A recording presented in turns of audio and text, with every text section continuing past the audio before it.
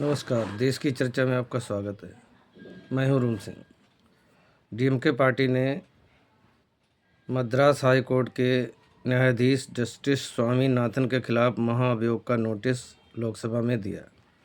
India block के 120 सांसदों ने उस पर हस्ताक्षर किए, जिनमें सपा, कांग्रेस, डीएमके और अन्य पार्टियों के सांसद भी थे। इन पार्टियों ने कहा कि जज का फैसला आचरण, निष्पक्षता और पारदर्शिता के मानकों पर खरा नहीं उतरता। इन पार्टियों ने आरोप लगाया कि उन्होंने एक विशेष समुदाय के वकीलों का पक्ष लिया।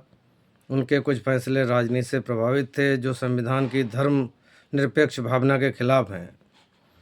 दरअसल मामला यह है कि मदुरई के एक इलाके में एक ही जगह पर मंदिर और एक दरगाह स्थित है। यहाँ एक पत्थर के दीप स्तंभ पर हर साल कार्तिकेय दीपम जलाने की परंपरा है। जज स्वामीनाथन जी ने 1 दिसंबर को आदेश दिया कि मंदिर प्रशासन यहाँ पर दीप अवश्य जलाए। इससे दरगाह या मुस्लिम समुदाय के अधिकारों का कोई हनन नहीं होगा। जब आदेश लागू नहीं हुआ तो उन्होंने श्रद्धालुओं को दीप जलाने की अनुमति दे दी और सीआईएसएफ को उनकी सुरक्षा का आदेश दे दिया। सुप्रीम कोर्ट भी राज्य सरकार की याचिका पर सुनवाई को तैयार है।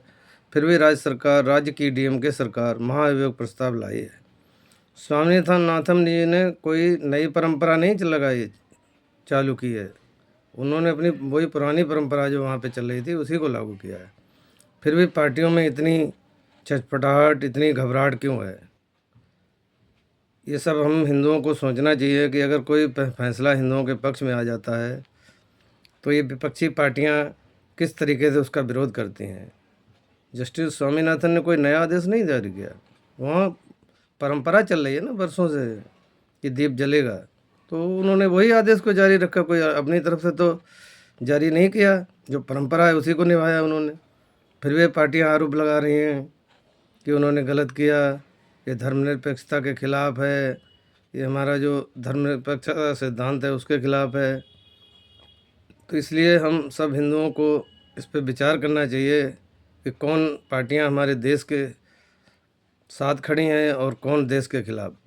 इन सब को हमें ध्यान में रखना चाहिए ताकि भविष्य में हिंदुओं को एकजुट भी रहें और सही से काम कर पाएँ।